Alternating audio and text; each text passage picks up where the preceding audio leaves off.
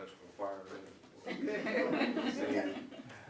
can't forget that. That is on here. Y'all do realize that this is the order of service that we see on here.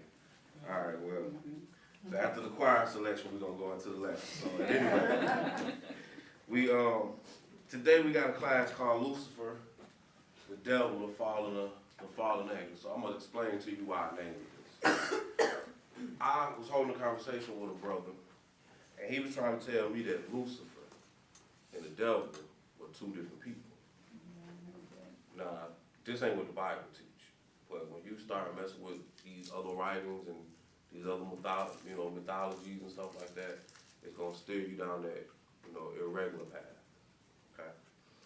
Then he was explaining, that where it says the story of the fallen angel, because apparently the angels fell at some point, and this is almost a common, I don't know if y'all watched that movie Noah, but in that movie Noah they had, those tree-looking things were supposed to be fallen angels, and they got cursed, and then when they helped Noah out, God released them back up, and they was light, some weird stuff. But a lot of this stuff is really mythology. Like when you see,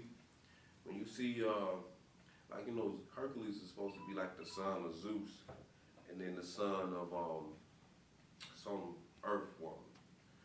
And if you understand where they're getting at with the mythology, the angels are the gods. You got like a angel that, like when you look in the Bible and say, well, he told the angels to hold back the four winds of heaven. So, you got angels that's holding the heavens, or you got a death angel. When Noah went through, when Moses, when they killed the firstborn down in Egypt, the death angel came through. Or you had another angel in the Bible that when David had messed up, we're going to read that a little bit today.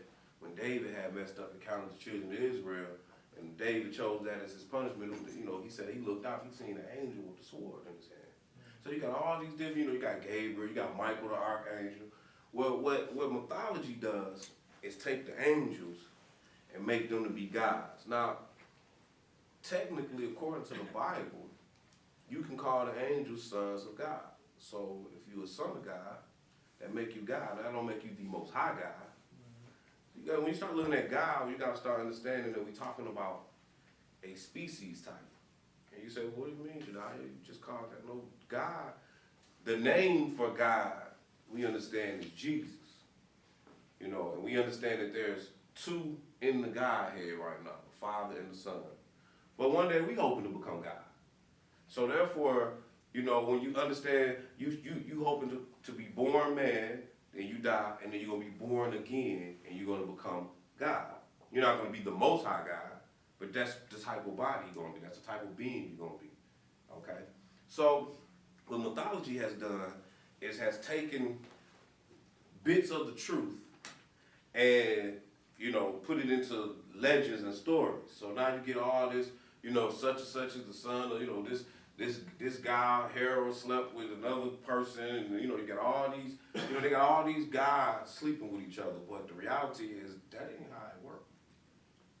Angels don't give in marriage, they don't marry. Okay? We can read that. And furthermore, they definitely don't cohabitate or marry with human beings. All that stuff is mythology. Okay, so when you start talking about the story of the fallen, today we're going to actually look at the true story of the fallen angel. We're going to see when it happened, how it happened, why it happened, and then what was the result thereof. Now that we see that Lucifer, the devil, has fallen to earth, so what happened to earth? You know what I'm saying? So let's pick this up at Isaiah chapter 14, and we're going to go ahead and start at verse 12. It looks like we got a lot of scriptures, but we're not going to be that long. Maybe about 3 hours. We're going to have fun, so. When you're having fun, all of a sudden you look back and like, dang, I didn't know we was here that long, so that's how it's going to be today. So Isaiah chapter 14, let's pick this up at verse 12. When you get there, go ahead. I will make a man more precious than fine gold. Even a man. Isaiah chapter 14, verse 12. It's okay. Isaiah 14. I will ascend above the heights of the clouds. 12. Oh, go ahead. how art thou fallen from heaven, O Lucifer, son of the morning. How art thou cut down to the ground, which did weaken the nation. So this is the first thing we addressing right now. This is Lucifer. Lucifer is actually not in the Bible a whole lot. Really, Lucifer, devil, Satan, it ain't in there a whole lot in the Bible. Pretty much, we're gonna tackle most of the times we see it. But Lucifer is not in there. Maybe this might be it where we see Lucifer. We don't see him in the Bible too many times. But it says, "How art thou fallen from Lucifer, how art thou fallen from heaven, O Lucifer, son of the morning? How art thou cut down to the ground, which did weaken the nations?" Go ahead, verse 13. But thou hast said in thy heart, I will ascend unto heaven. I will exalt my throne above the stars of God. I will sit also upon the mount of the congregation in the side of the north. Okay, so he said he's going to sit on the mount of the congregation on the sides of the north. This is Satan that we talk. This is Lucifer. Does anybody know what the congregation of the side of the north is? You do? All right, what is it? You talking about above God's throne? Oh, no, see, that ain't right. Let's go to Psalm. We're going to come back. Let's go to Psalms 48. We're going to come right back here, so hold the spot here. Psalms 48. We're going to see exactly where this is, because this holds relevant to the class today. Psalms 48, and let's pick this up in verse 42. Verse 2. So we just saw Lucifer, and it started telling you about him when we was in Isaiah 14. And it said, for thou hast said in your heart, you will ascend unto heaven. So we know that Lucifer wants to ascend into heaven. Then it said, he said in his heart, he will exalt his throne above the stars of God. Or above the angels of God. This is what Lucifer has said. He going to be the Most High God. All right, this was all in Isaiah 14. Then he said, I will sit also upon the mount of the congregation in the side of the north. So let's go to Psalms 48 and pick it up in verse 1. When you get there, go ahead. Great is the Lord, and greatly to be praised in the city of our God. The city of our God is Jerusalem. So he said, great is the Lord, and great to be praised in the city of our God. Go ahead. In the mountain of his holiness. Go ahead. Beautiful is for the situation. The joy of the whole earth is Mount Zion on the side of the north, the city of the great king. So we're talking about Jerusalem. This is what he was referring to in Isaiah. We can go back to Isaiah 14 now.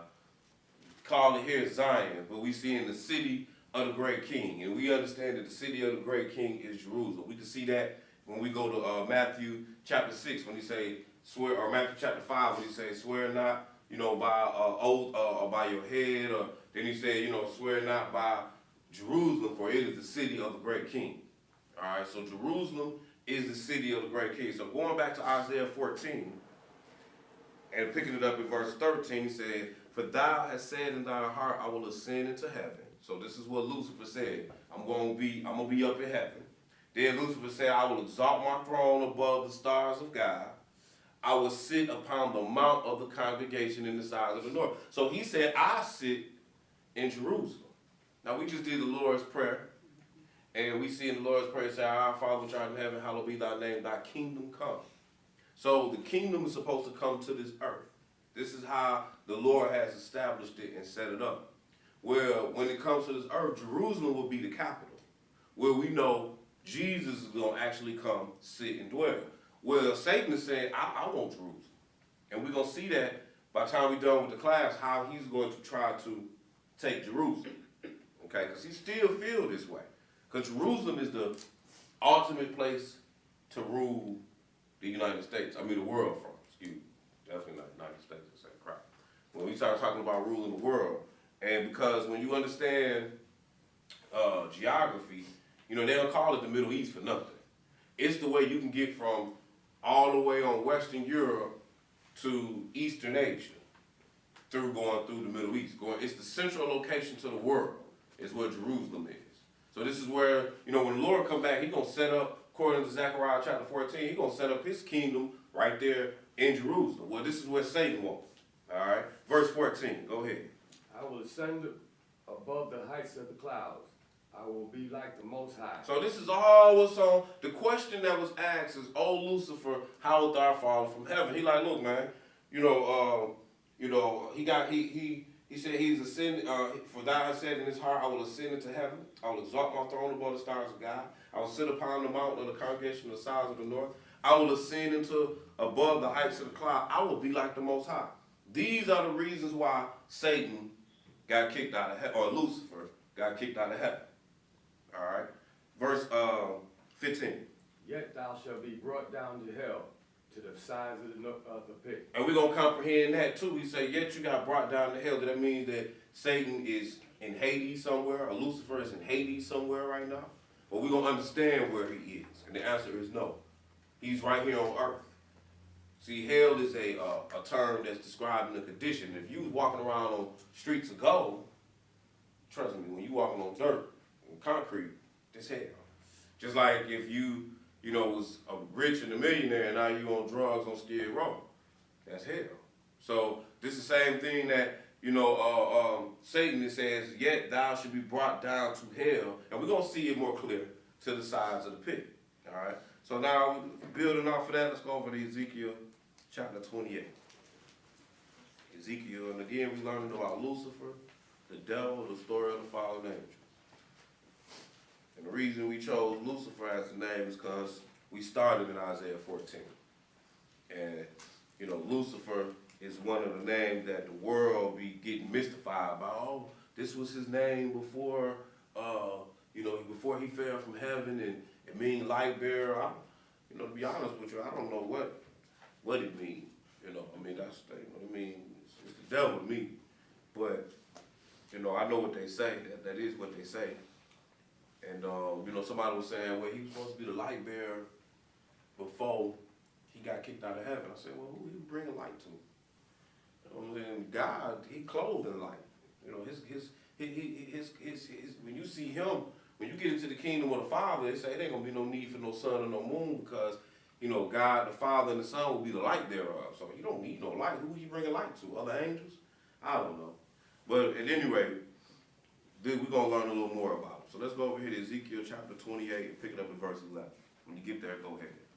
Moreover, the word of the Lord came unto me, saying, Son of man, take So Ezekiel now, he said the word of the Lord came to Ezekiel now. Go ahead. Son of man, take a lamentation upon the king of Tyrus. All right, so now we starting to talk to the king of Tyrus, and we're going to learn about how this operates too. Because this is part of what we're going to learn in this class, is that when we read the Bible, quite often we're going to deal with,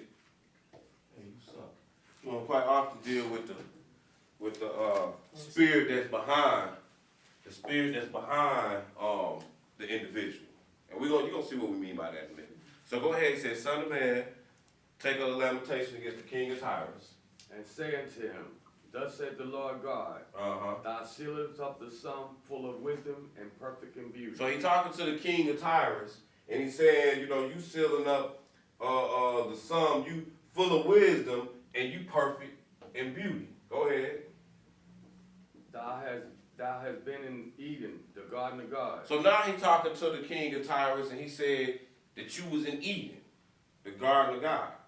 So now we can't be talking to a literal individual because wasn't nobody in the Garden of Eden. If you go back to the story, but Adam, Eve, this serpent, and God. Those were the players that we see in the Garden of Eden. When you go back to the story in Genesis chapter 3. This Prince of Tyrus, he talking to him. He's saying, well, you was in the Garden of Eden. See, what we're going to understand is when he's talking to, there's a spirit behind all men, and we're going to learn this as we develop in this class. Like one time he's talking to Peter, we're going to see this, and he's going to say to Peter directly, get thee behind me, Satan. So we're gonna come to some understanding on what's going on right here. But he's talking literally to the spirit that's dealing with Tyrus, which we understand to be Satan. And we're gonna see why in a minute, because he gonna clarify it a little more. But go ahead, keep reading. Every precious stone was thy cover. So he still, he said, thou was verse 13, thou hast been in Eden, the garden of God. Every precious stone was your cover. Go ahead. the sardis, Yeah. the Topaz. the diamond, the beryl, the onyx, the jasper, the sapphire, the emerald, and the carbuncle, Mm-hmm. and gold. The workmanship of thy tabrets and of thy pipes were prepared in thee in the day that thou wert created. Read a little more. Thou art the anointed cherub that covered. See, so he talking to the king of Tyrus. We saw all that. But then you just call him the anointed cherub. So we're not talking about an individual here. The king of Tyrus, the spirit that's behind him, is Lucifer or Satan. That's the spirit that's behind him. And we're gonna understand that more clearly. But then notice what it said in verse 13. It said, every precious stone was thy covering, the sardust, topaz, the diamond, the beryl, the onyx. So whereas we, as human beings, from dust thou art to dust thou shall return, when you start looking at the celestial world, this anointed cherub that we're reading about, that's behind this king of Tyrus, he made from something else. We start seeing his body is beautiful. Just like we saw in the Garden of Eden, when it said that this tree of good and evil was a tree to be desired. All right, because that's actually who we talking about here. That's saying that tree of good and evil. That's the same person that we dealing with right here. Then he said, verse 14, thou art the anointed cherub that covered. Go ahead, read a little more. And I have set thee so. Mm-hmm. Thou was upon the holy mountain of God. Thou hast walked up and down in the midst of the stones of fire. So he's still talking to this king of Tyrus, but he's really talking to the spirit behind him. And he's saying, look, you was in the mountain of God. It's like, he was like, you the anointed cherub, you was in the mountain of God. You walked up and down in the midst of the fire. Go ahead, 15. Thou was perfect in thy ways from the day thou was created, till iniquity was found in thee. He said, you was perfect until I found sin in you. All right, so this is how we know we're not talking about an individual, even though we're talking to, it was directed to the king of Tyrus. And like I said, we're gonna see that more often as we continue to read. Let's go. Did you read all of 16? No, I didn't. Finish that up. By the multitude of thy merchandise, thou hast filled the midst of thee with violence, and thou hast sinned. Therefore I will cast thee as profane out of the mountain of God, and I will destroy thee, O covered cherub, from the midst of the stones of fire. Revelation chapter 12. So now we're going to see the story of how it happened. So we was in Isaiah 14, and we found out why. And again here we saw descriptively again in Ezekiel 28 why. Now we're going to go to Revelation chapter 12. Revelation chapter 12. There's no S at the end. Yeah, my mom was getting on me about that. She was like, I was listening to you keep saying Revelation. Sound like an old country boy. Revelation. Book of Psalm. Yeah. All right, Revelation chapter 12. Let's pick it up in verse 7. And there was war in heaven. All right, so this is taking us all the way back. We answering the question of, how Lucifer, we're seeing the descriptive of Lucifer or this king of Tyrus, the anointed cherub. We're seeing the descriptive of him getting kicked out of heaven and what took place. So he said, Revelation chapter 12, it says, verse 9, where do we start at? Verse 7. There was a war in heaven. Go ahead. Michael and his angels fought against the dragon, and the dragon fought against his angels. Uh-huh. And prevailed not. Go ahead. Was their place found any more in heaven. Keep reading. And the great dragon was cast out, the old serpent. See, so he said the great dragon was cast out, that old serpent. When I'm talking about that old serpent, do y'all know where we getting the old serpent from? Because in Genesis chapter 3, it was a serpent that came to Adam and Eve, or that came to Eve, and that deceived Eve. That's that old serpent. There is no other old serpent in the Bible that we could be referring to.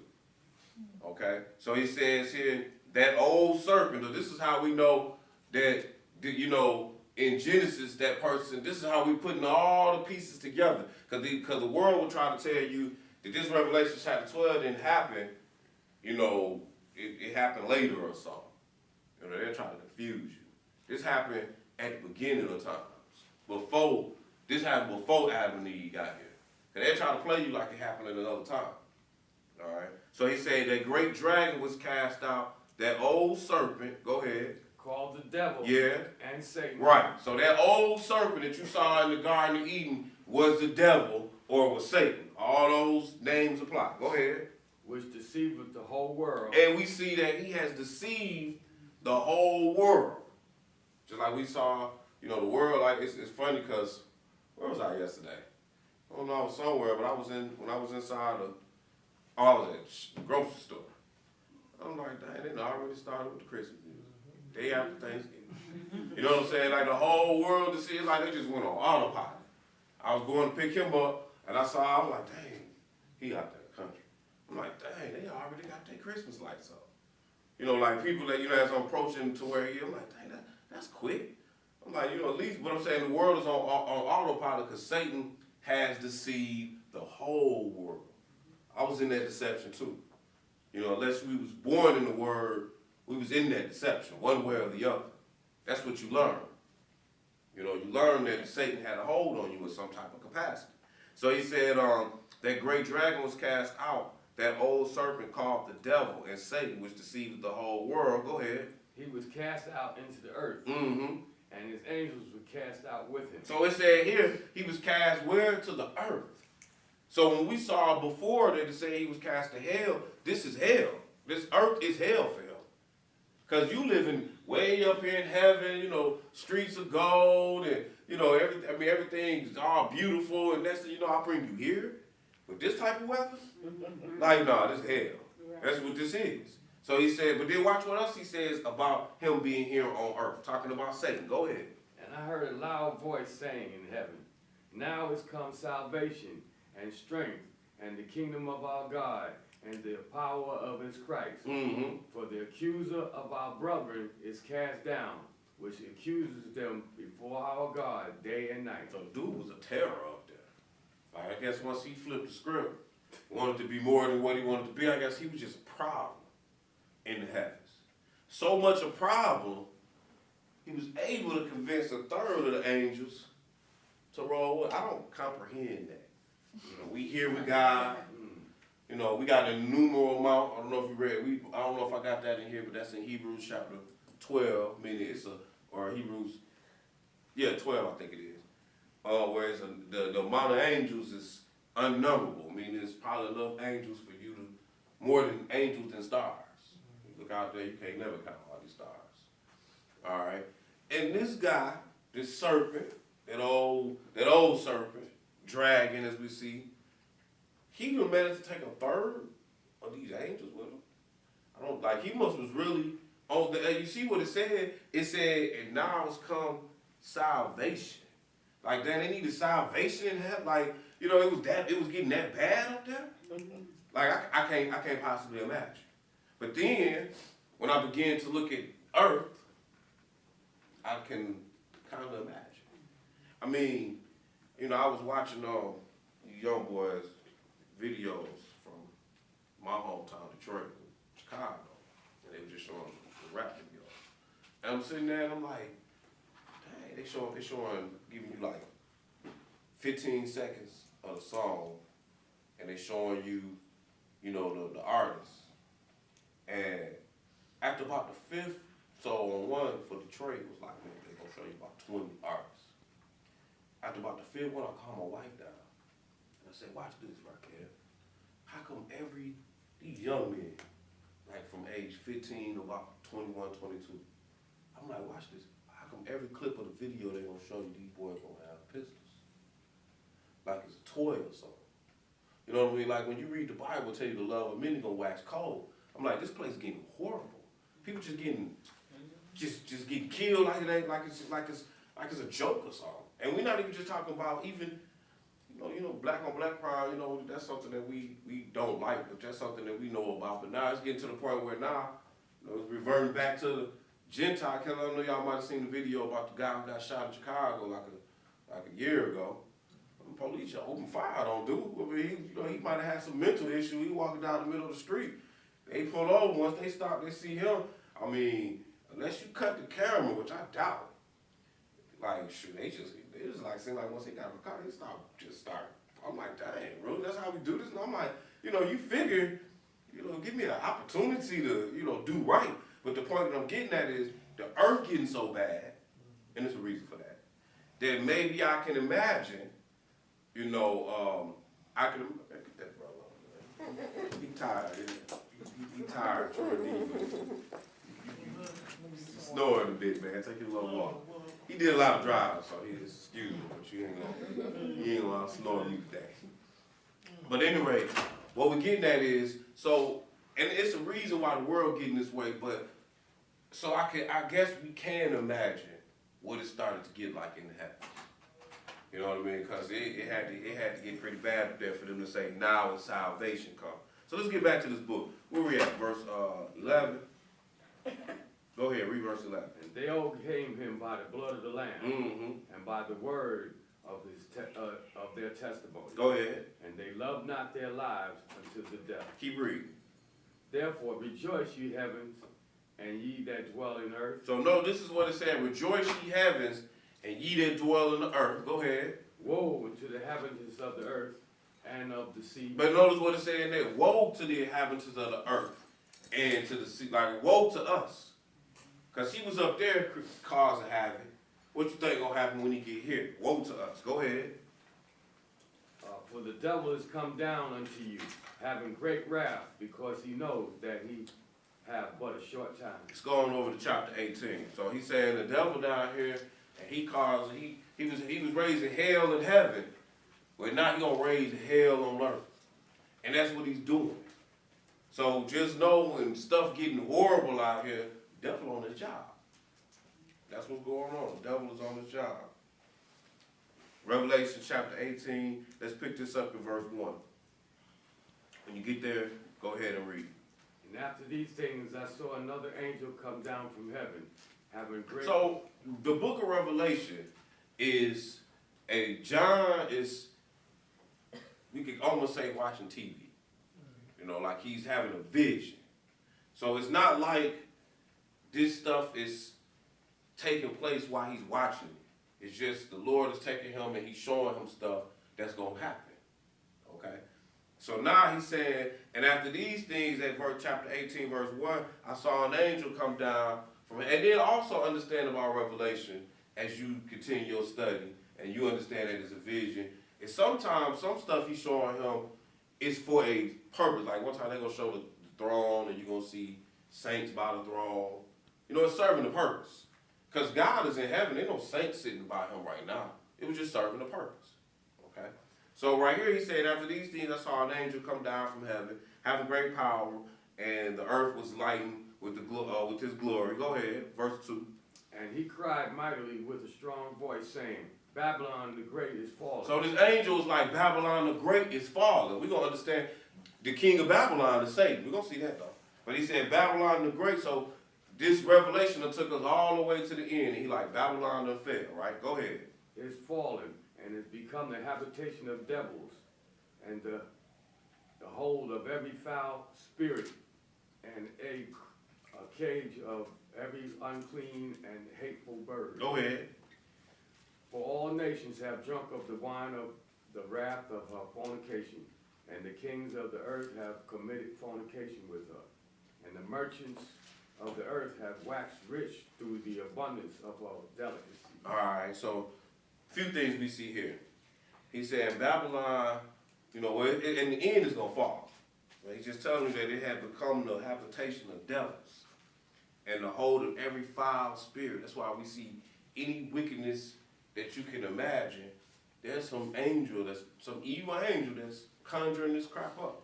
Whether it be from, demonic to, how they did, child molestation and, murder, and thefts and pride and arrogancy, whatever the case may be. It's some angel there that's in the individual mind, feeding the individual with the juice to be whatever they are. Because it said here, it said Babylon has become the habitation of devils and the hold of every foul spirit and the cage of every unclean and hateful bird. Then it says in verse 3, for all nations have drunk of the wine of the wrath of her fornication. So all the nations have taken part in what the devil got to offer. So it's not just America with its Christmas, it's it's India and China with their Taoism and their Buddhism and whatever the case may be, all the world that took hold of some part of the devil. All right, let's move over here to Ephesians chapter 2. We're gonna learn something else about Satan here. Ephesians chapter 2. Ephesians chapter 2. I'm gonna pick this up in verse 1. Ephesians chapter 2 is one of the writings of Paul. After you get to your first first four, Matthew, Mark, Luke, John, and you got the Acts of the Apostles, then you get into the writings of Paul, you got Romans, you got 1st, 2nd Corinthians, and then you got a little saying that I use, God eat potato chips. So you got Galatians, Ephesians, Philippians, and Colossians. And after that you get to your Thessalonians, your T's, and your Timothy. So anyway, Ephesians chapter 2, and let's pick this up in verse 1. When you get there, go ahead. And you have he quickened, who were dead in trespass and sin. So he's talking to the Gentiles, just telling them he brought you to life. Go ahead. Where in time past ye walked according to the course of this world, according to the prince of the power of the air. So now, we got a new title for my man. Say, he my man. Prince of power, of the air. Alright? So, two things we understand with this particular term. So he said, wherein in times past you walked according to the course of this world, according to the prince of the power, prince as in king, or of the power of the air. He controls all, like for example, when we say air, he controls your radio, your TV, on that level. But then also, he controls that whole spiritual realm that's here on earth. That's why when we first were introduced to him in a worldly sense, he was called the King of Tyrants. We're going to see in a minute. Matter of fact, we can turn over to Daniel 10 so we can see his next worldly title. But when we saw his first worldly title, because he was behind the King of Tyrants. All right? So now we see this Lucifer, the devil, this fallen angel, who came down to earth, woe be to the inhabitants of the earth. He start infiltrating man and start dealing with mankind. We're going to, just stick with me, we're going to comprehend how this actually works. How he actually is the king of tyrants, even though he's not the direct king of tyrants. All right? We're going to see shortly, though. But now we're going to see Daniel chapter 10, and let's pick this up in verse 12. No, we good. That's all we need it for. Daniel chapter 10, and pick it up in verse 12 and 13. Daniel 10, 12 and 13. When you get there, go ahead and read.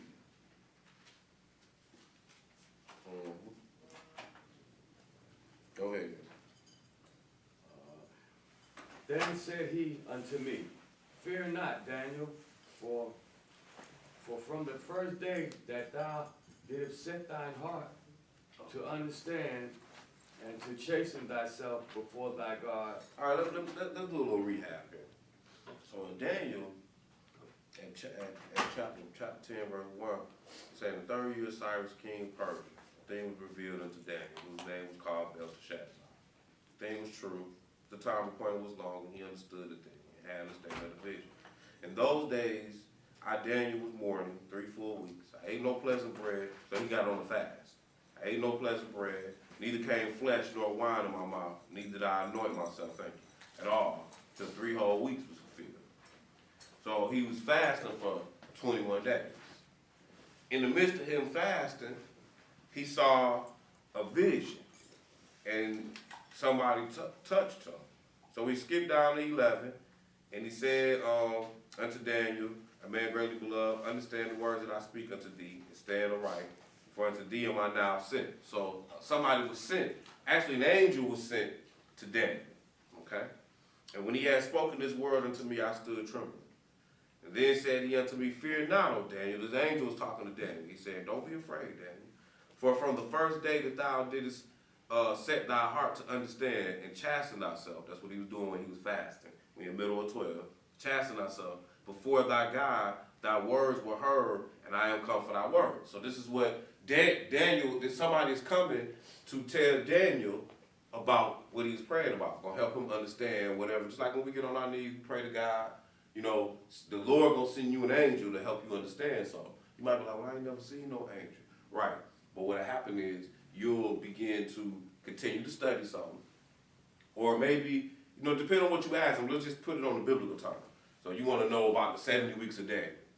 You know, so what happened is you pray to the Lord, I'm trying to understand the 70 weeks a day. And then the Lord will send an angel. And when you hear the subject matter again, it'll start to clear itself up for you. And the angel going to be there in your ear. And it's going to make sense. And what you're going to do, you're going to be like, oh, I get it now. And you're going to be thinking it was just you, but really this angel is there helping you to comprehend this. Whereas before you heard the same thing, and you wasn't quite getting it. You was like, oh, I'm still confused. You know. So this is what's happening with Daniel. Daniel prayed for understanding, and this angel was coming. And it took 21 days. Now let's find out why. Verse 13. Go ahead. Read 12 and then 13 again. Then said he unto me, Fear not, Daniel, for from the first day that thou didst set thy heart to understand and to chasten thyself before thy God, thy words were heard, and I am come for thy words. Go ahead. But the prince of the kingdom of Persia withheld me 21 days. Keep reading. But lo, Michael, one of the chief princes, came to help me. So now Michael is an angel that fights for the Lord. All right, and it said here this time, it said he was praying. He said, while you was praying, this prince of Persia withstood me. Now we're not talking about an individual. We're talking about the king or the prince that's behind now Persia is.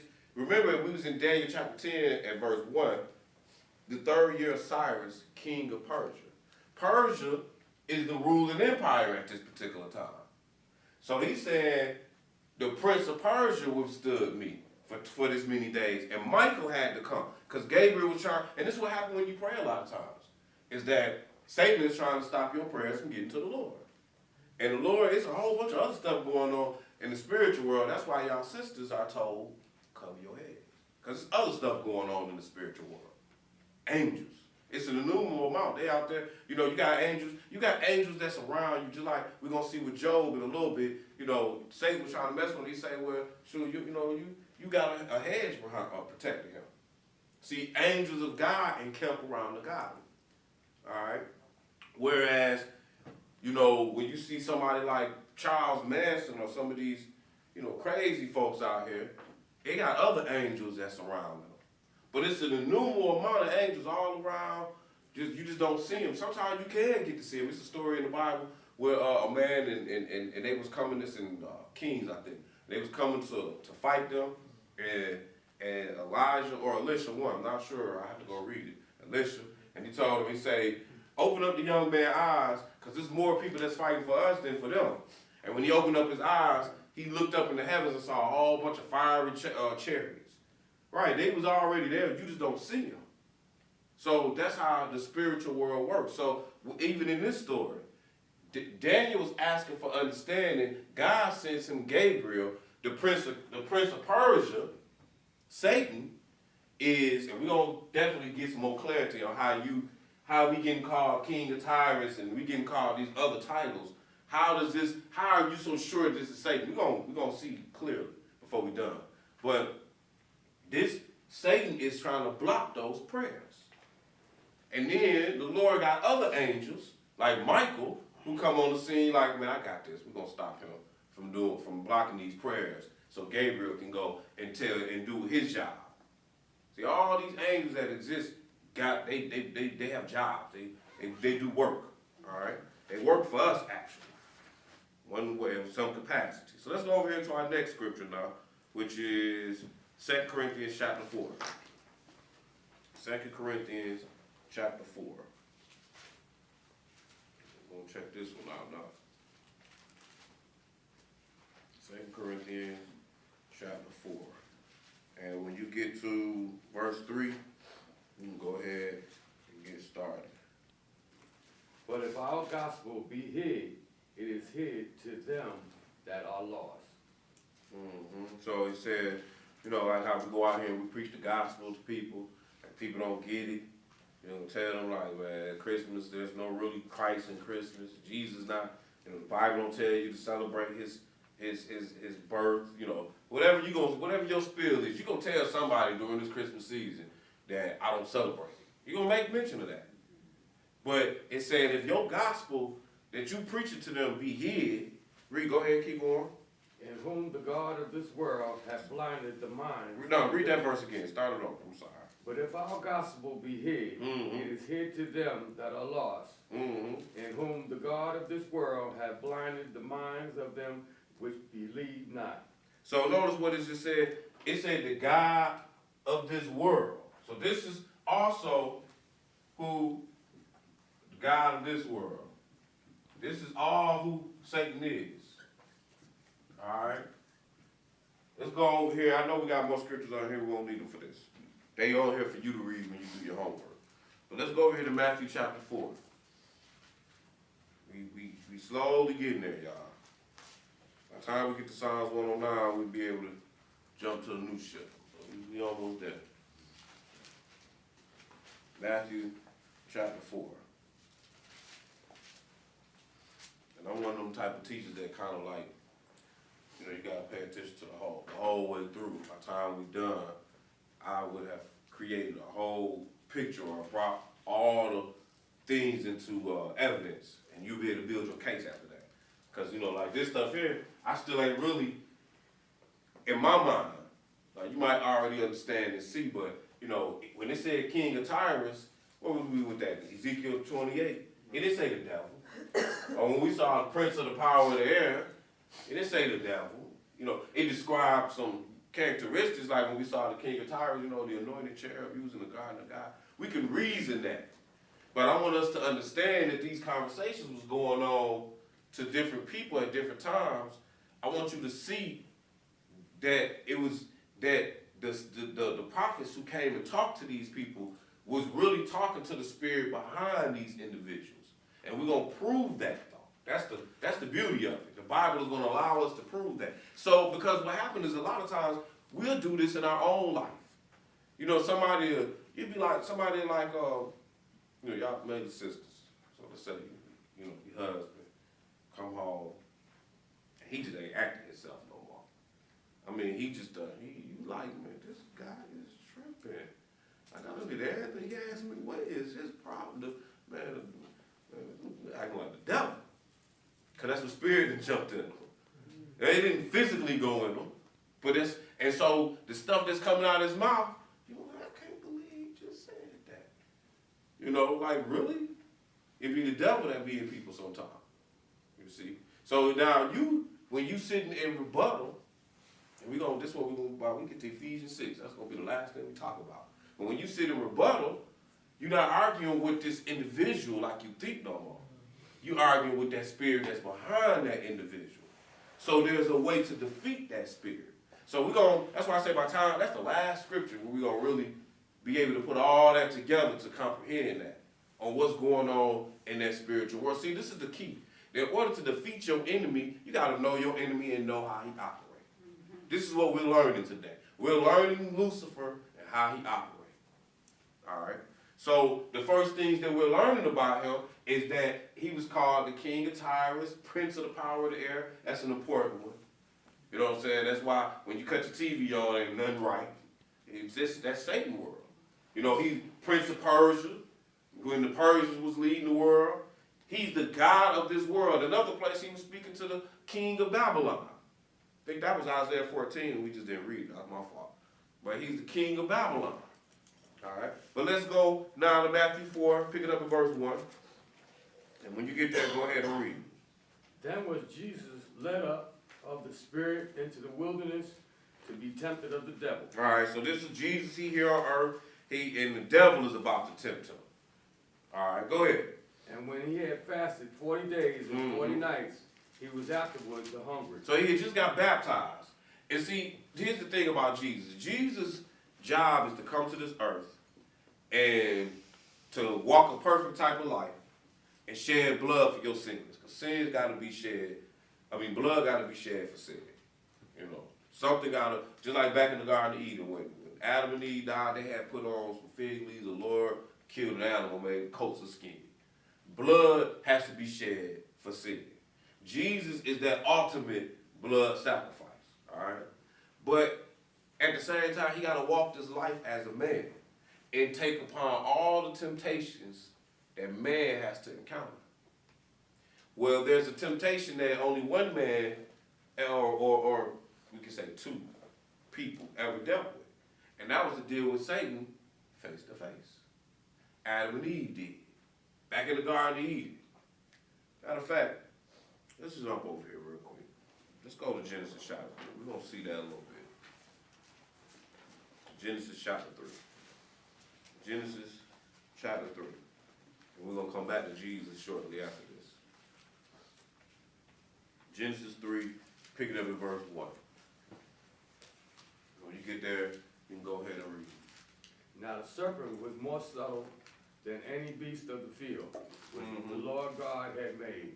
So it said the serpent was more subtle than any beast of the field which God had made. Now, this is how I know we ain't talking about no literal snake. Because the snake is not the most subtle beast on the earth or in the field. Like if you look at snakes, eagles come down, scoop them up like that. If you know anything about snakes, the mongoose smack. Heck, my dog can get some of these snakes out here. So what I'm saying is, he was on another level when he said the serpent was the more subtle beast of the field that the Lord God had made, because he was really talking about Satan here. But go ahead, keep reading. And he said unto the woman. So the serpent is talking. Snakes don't talk, y'all. But remember, we was in Revelation 12 early, and it said that old serpent, the dragon, the devil. This is who we're talking about here. So on the earth was Satan here. Okay? And he came to the woman. Go ahead. And he said unto, no. Go ahead. The middle one. Yea, have God said, ye shall not eat of every tree of the garden? Uh-huh. And the woman said unto the serpent, we may eat of the fruit of the trees of the garden, but of the fruit of the tree which is in the midst of the garden, God hath said, ye shall not eat of it, neither shall you touch it, lest ye die. And the serpent said unto the woman, ye shall not surely die. So the serpent just straight up lied. This is what happened now. This is what, but note if you go in the Bible, tell you that the devil was a liar from the beginning. This is how you know what's going. This is how you know who you're dealing with here. See, the Bible builds its own case for itself. It's just up to us to go in the Bible and investigate and find the evidence. So he says, and the serpent said unto the woman, you should not surely die. But go ahead, verse 5. For God does know that in the day that ye eat thereof, then your eyes shall be opened, and you shall be as gods, knowing good and evil. Go ahead. And when the woman saw that the tree was good for food, and that it was pleasant to the eye, and the tree to be desired to make one wise. Look good. Remember we were talking about Satan earlier, how his body, how we made from dirt, and his body come from beryl and diamond and topaz. Right, so he looked better than us. You know, his body is a more perfect makeup. So it said, and the woman saw that the tree was good for food and that it was pleasant to the eye. Tree to desire to make one wise. So we're talking about something that you can eat to give you wisdom. That ain't no food doing that. They don't got pills on the market that's giving you wisdom. All right. Then it said, and she took of the fruit thereof and did eat and gave also unto her husband with her. He did eat. The eyes of both of them were open. Let's get down to verse 8. Go ahead. And they heard the voice of the Lord God walking in the garden in the cool of the day. See, so God was in the garden too. And they heard him, he walking in the cool of the day. Go ahead. And Adam and his wife hid themselves from the presence of the Lord God among the trees of the garden. Go ahead. And the Lord God called unto Adam and said unto him, where art thou? And he said, I heard thy voice in the garden, and I was afraid. Keep reading. because I was naked Uh-huh. and I hid myself. Mm-hmm. And he said, Did you "Who eat from the told- tree? That's what he said. Did you eat from the tree? Who Watch. told, Go who ahead. told thee that thou was naked?" See, who told you? You've been talking to somebody. Ain't nobody here but Adam and Eve.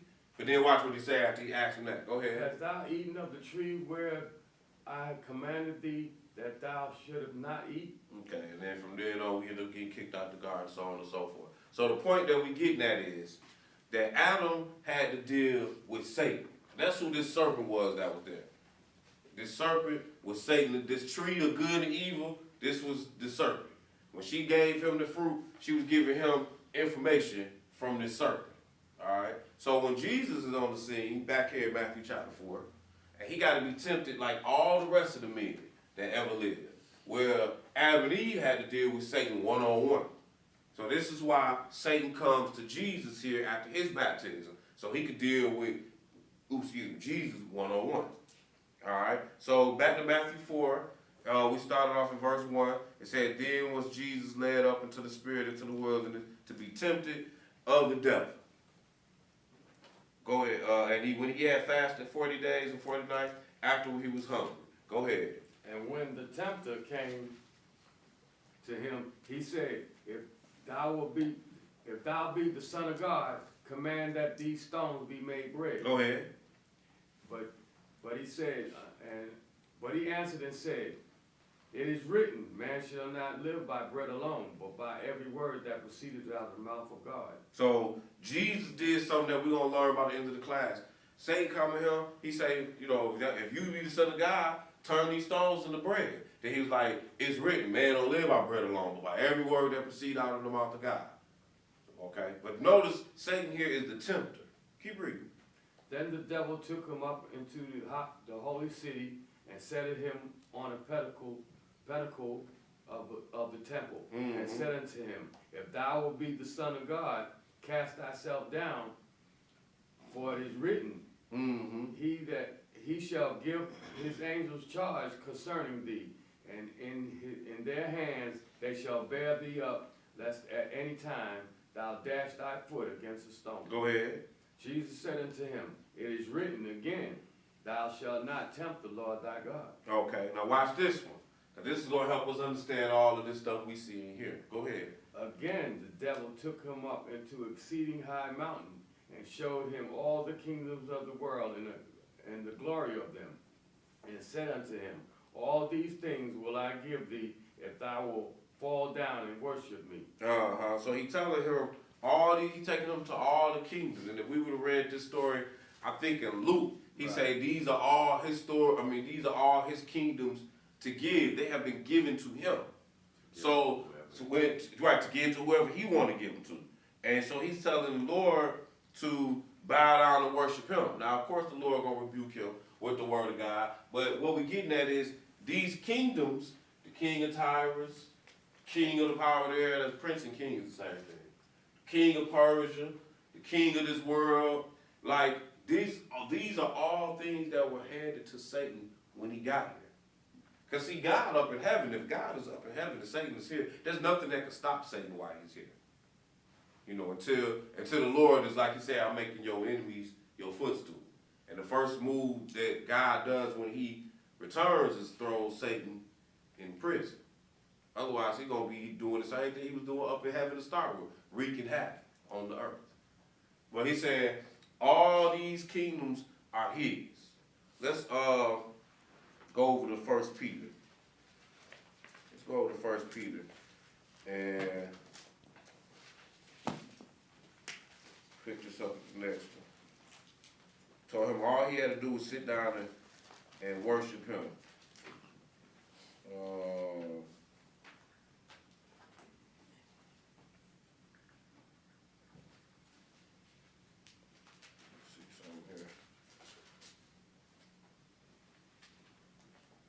Well, matter of fact, go to Luke chapter 4 real quick. Then we're going to go to this. We're going to read one verse here.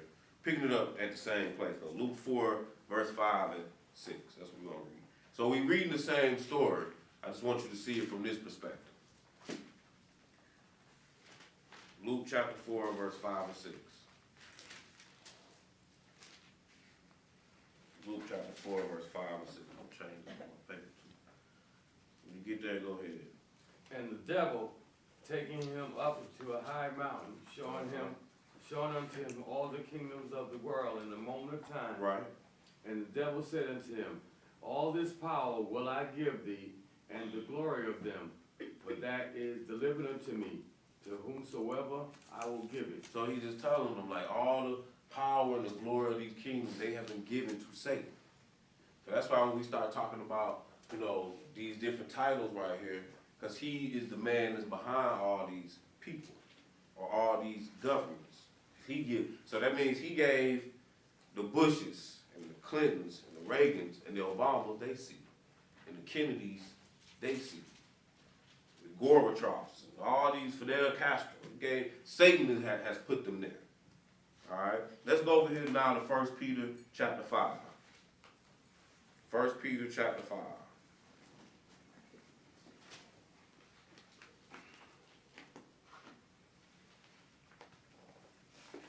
First Peter chapter 5. And we'll read this at verse 6 through 9. When you get there, go ahead and read. Humble yourself, therefore, under the mighty hand of God, that he may exalt you in due time. Casting all your cares upon him, for he careth for you. Be sober, be vigilant, because your adversary, the devil, as a roaring lion, walketh about, seeking whom he may devour. Who resist steadfast in the faith, knowing that the same afflictions are accomplished in your brethren that are in the word. So right here is telling us that our adversary, the devil, he walking around seeking whom he can devour. That's what his job is. Let's go to Job chapter 1. We can see how he working. And we still gonna get more clarity on the things that we got on the board. Like I said, by time as we continue to walk down this path, we should see more and more. It's kind of like we putting all this evidence into court, and then we're gonna come up with our verdict in the end. Job chapter 1. Job chapter 1. And when you get there to verse 6, we can go ahead and get started. Now there was a day when the sons of God came to present themselves before the Lord. Satan came also among them. So now notice here, it said it was a day when the sons of God, talking about the angels, that's what the angels are. They are sons of God. They came to the Lord. And Satan came also. So notice that Satan don't get put in that category with the rest of the sons of God. Okay? And it said, Satan came also. Go ahead, read some more. And the Lord said unto Satan. Now we just saw Satan is walking on the earth, to and from, seeking whom he may devour. So now the Lord comes up to Satan, and he says to Satan, go ahead. Whence cometh thou? Where you coming from? Mm-hmm. Then Satan answered the Lord, and said, from going to and fro in the earth, and from walking up and down. Like, man, I'm in the earth, doing what I do, seeking whom I may devour. Go ahead, keep reading. And the Lord said unto Satan, hast thou considered my servant Job? Mm-hmm. So he say, check Job out. You saw him, you been checking him out, seeing what he on? Go ahead. That there is none like him in the earth, a perfect and an upright man, one that feareth God and escheweth evil. Then Satan answered the Lord and said, does Job fear God for naught? Has not thou made an hedge about him? So he said, didn't you make are you fearing God for this? Job fearing you for no reason. Didn't you put a hedge around him? Go ahead, read some more. And about his house, and about all that he have on every side. Right, he's like, you got him protected in every way. Go ahead. Thou hast blessed the work of his hands, and his substance is increased in all the land. But put forth thy hand now and touch all that he hath, right, and he will curse thee to thy face. So he said, man, if you take what he got from him, he gonna curse you. This is what Satan is saying to the Lord. Go ahead. And the Lord said unto Satan, behold, all that he hath is in thy power, only upon himself put not forth thy hand. So Satan went forth from the presence of the Lord. All right, so hold your spot. We're going to come right back here. We're going to read one verse. Let's go to Psalm 34 verse 7. Psalm 34 and 7. We're going to read one verse here. Psalm 34 and verse 7.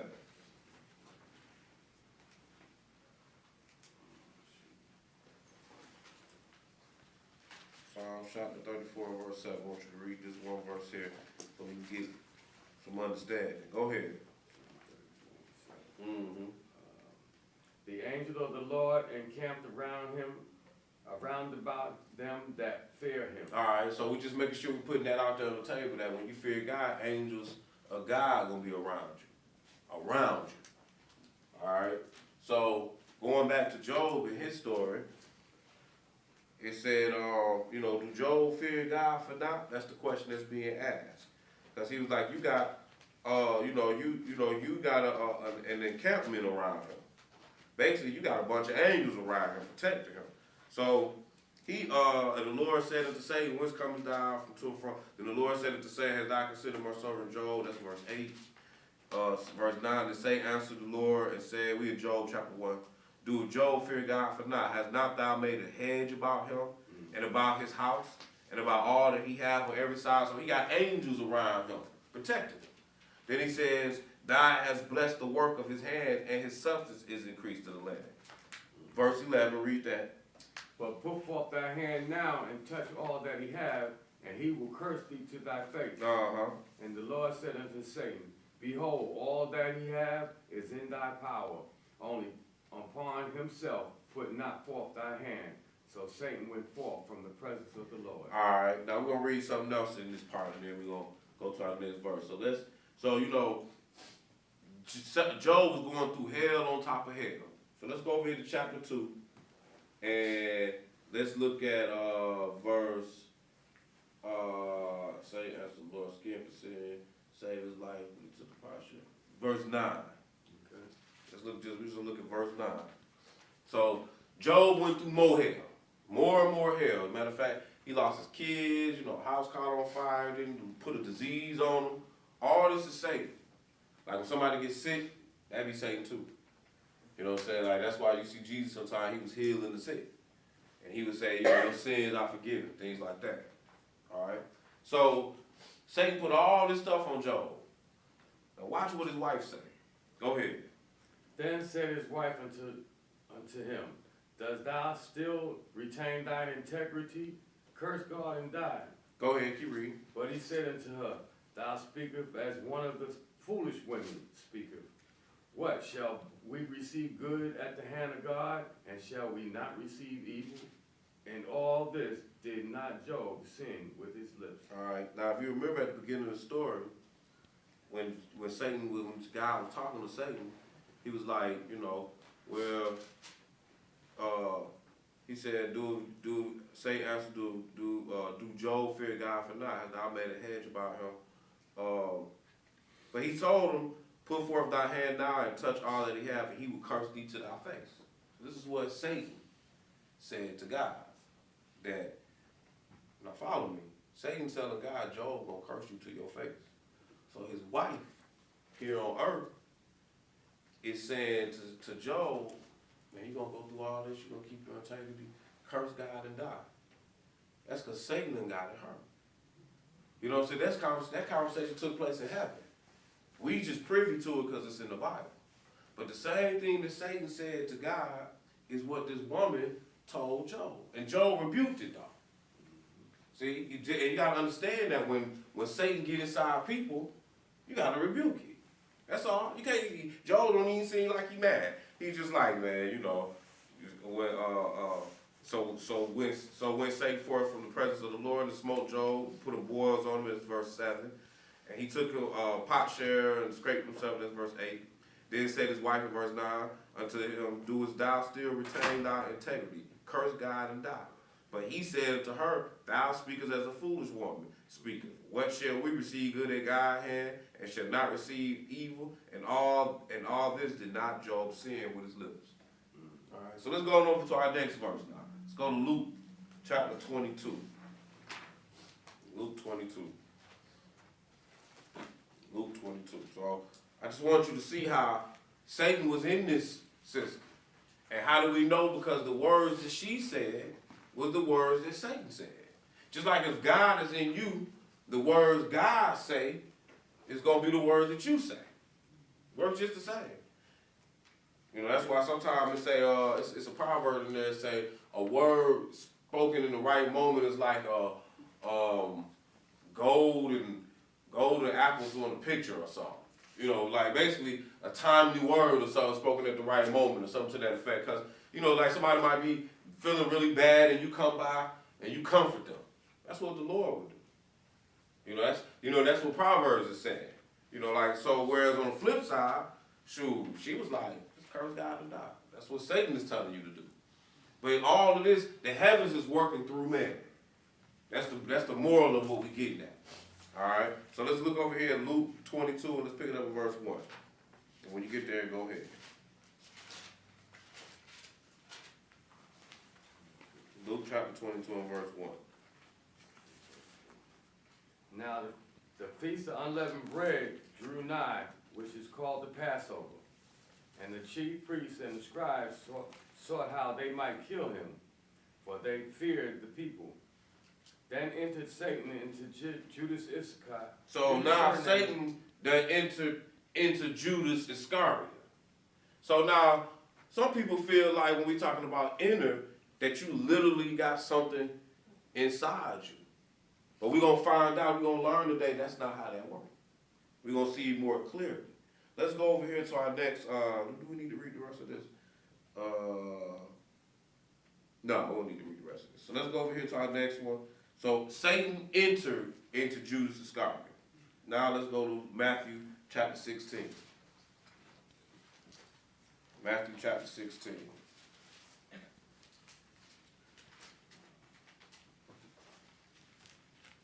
And then Judas was about to go and betray the Lord. The Lord told him, do what you got to do. But Satan was entering into him. All right. Matthew chapter 16, pick up verse 21. When you get there, go ahead. From that time forth began Jesus to show unto his disciples how that he must go into Jerusalem and suffer many things for the elders and the chief priests and the scribes, and be killed, and be raised again the third day. Go ahead. Then Peter took him and began to rebuke him, saying, Be it far from thee, Lord, this shall not be unto thee. Go ahead. But he turned and said unto him, Get thee behind me, Satan. So now, he talking to Peter, one of his disciples. Peter got a book. Matter of fact, we went to Peter's book today to show us Satan wished to sift you like wheat. Which really, obviously, Peter learned something in this lesson right here. But notice when Peter began to talk to the Lord, and the Lord was saying, well, I got to go die for the sins of the world. We already discussed that this is necessary. Peter say, no, not so, Lord. Then next the Lord didn't say, man, be quiet, Peter. The Lord said, I rebuke you. When he read that, he said verse 23, but he turned and said to Peter, go ahead. Get thee behind me, Satan. So he started talking directly to Satan.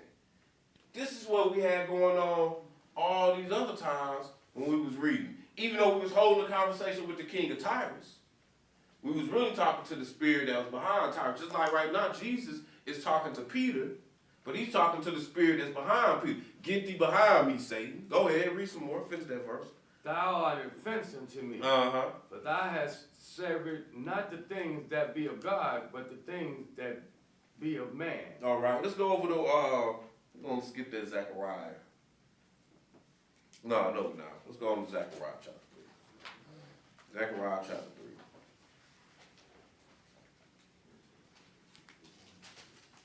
Zechariah chapter 3.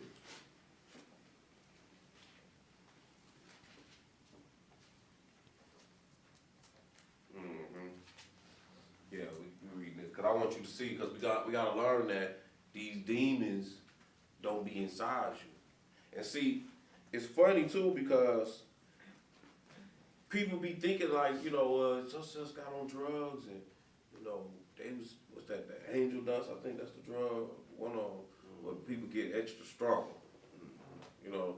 But really, like, it ain't that a demon is inside of them that's making them extra strong.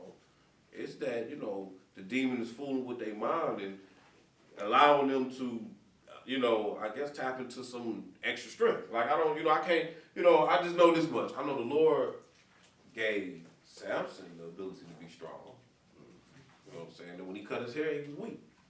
And when his hair grew back, he was strong again. So then I guess Satan can, he's the king of this world, he can do that for his. You know, like, I don't get it twisted. You know, God got seers and prophets, but Satan got witches out there too. So what we're saying is Satan got power. So just because somebody gets strong don't mean that it's something inside of them. You know, we use terms like, well, you know, the adrenaline kicked in. And that, you know, whatever that might be the case, I don't know what adrenaline is, personally. You saying there's something inside of me that's doing something, I don't know. You know what I mean? Like, all I know is what the objective turned out to be. You know, something was accomplished. And all I know is you got, in the spiritual realm, you got God, you got Satan, you got his angels. That's all I really know. You know, everything else that you be telling me, I can't see it to really know exactly what it is. You know, I know what you're trying to tell me, but you know, I don't know, you know, your adrenaline allows you to move the car off the baby. Yeah, okay, I believe you, if that's how you want to call it. You know what I'm saying? That's your medical term for it, because you know, with science, they just explain what can't be explained for you, that's all. But the reality is, God gave me that strength, because my baby was finna die. I wasn't saying, oh, adrenaline, please help me. You know, I was saying, dear Lord, you know, help me. This is a bad situation. I'm calling on God. So what I'm getting at is, you know, when people get on these drugs and or when they be psychotic, psyched out or whatever, it don't mean something's in them that gives them this extra strength that you may have read about or seen. We know, you know, it could be reverse adrenaline, or it could be whatever the case it is. We know that it's evil spirits dealing with them. Okay, that's what we know. Just like how it was Samson, how it was good spirits dealing with him, and he was able to be real strong. So it's the opposite side of that. So at any rate, because what I'm trying to prove to you is nothing inside of you. That's what people want you to think. Zechariah 3, picking up in verse 1. Go ahead. And he showed me Joshua, the high priest, standing before the angel of the Lord, and Satan standing at the right hand to resist him. You see how this working? So Joshua was standing, this is a vision. He said, he showed me Joshua, the high priest, standing before the angel of the Lord, and Satan was not in him. Satan was at his right hand. This is where Satan is. He always, and watch what happened. Go ahead. And the Lord said unto Satan, the Lord rebuked thee. That's the same thing we saw with Peter. You know, he rebuked Satan. So this time he told Satan, here, I rebuked thee. See, because it's not that he's in you. Let's go over to Psalms 109, verse 6. It's not that he's in you. Even though we saw that Satan entered into Judas, it's not that he's physically in you. Okay? But he's in your ear, just like the cartoon back in the day.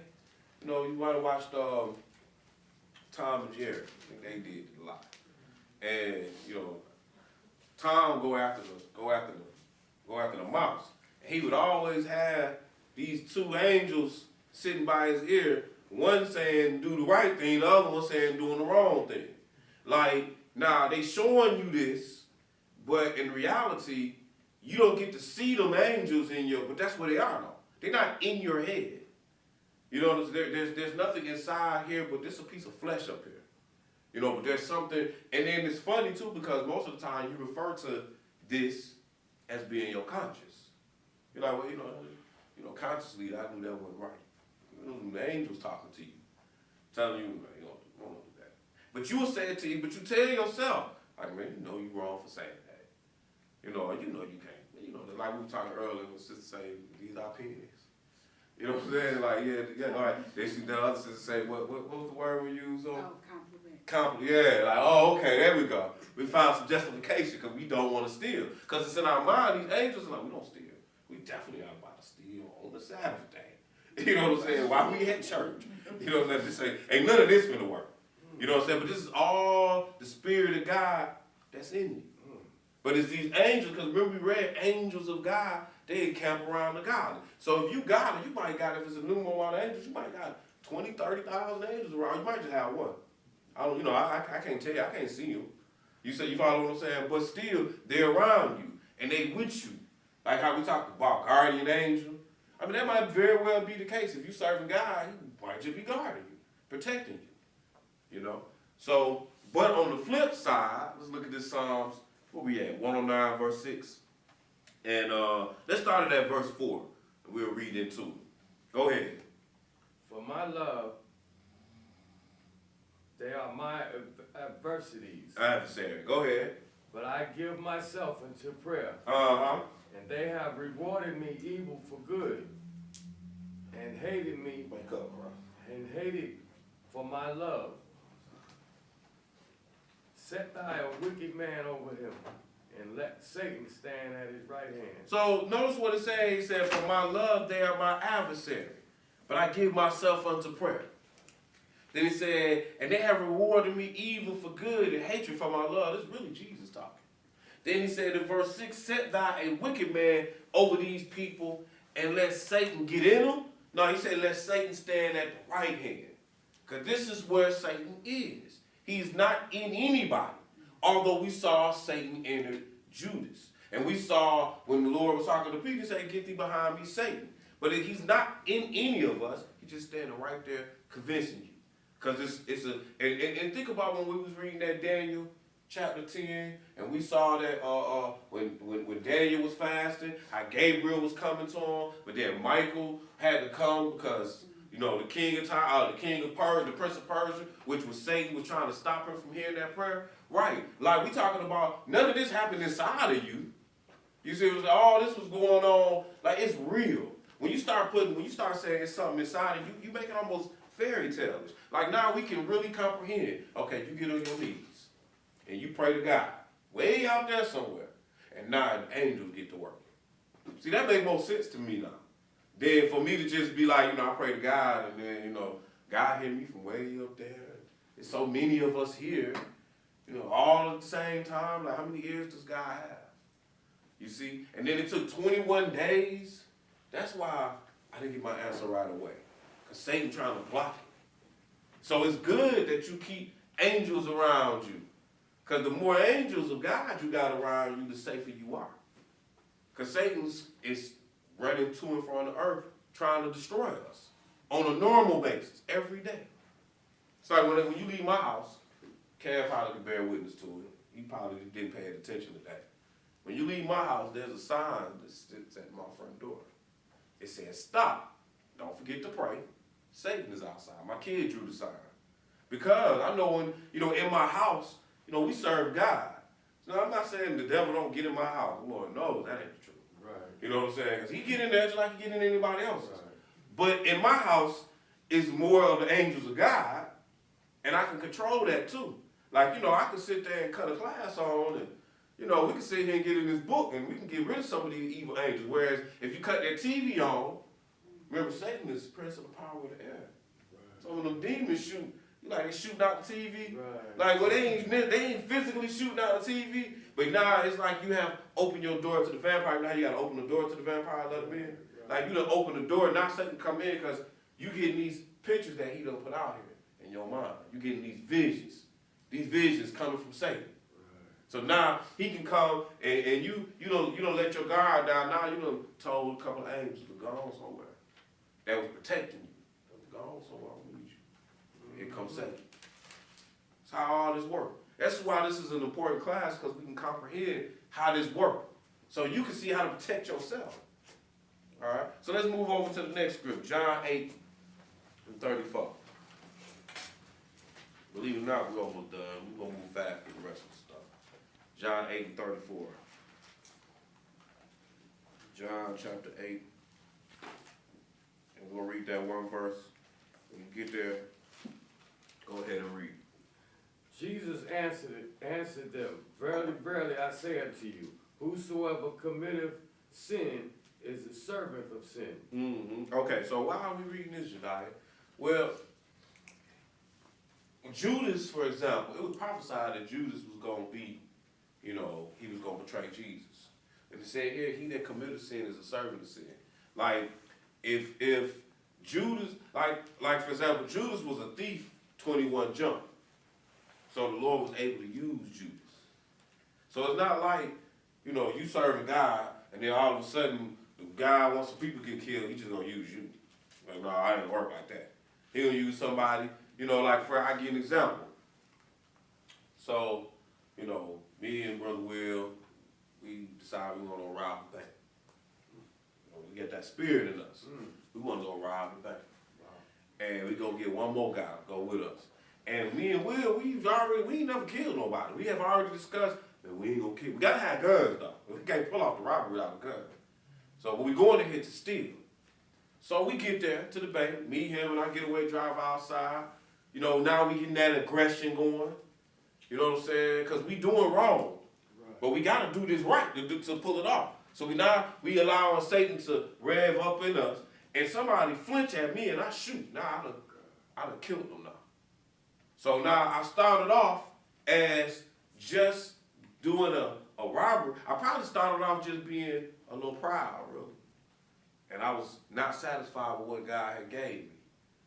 So, because Satan the king of pride. That's in Job 41. So they went from pride to, I done came up with a plan to go and get some money. An evil plan. That stretched from going to get some money to now I'm executing this plan in the midst of this plan. Now I done killed somebody. The Lord all the while had it set up that this dude was going to die anyway.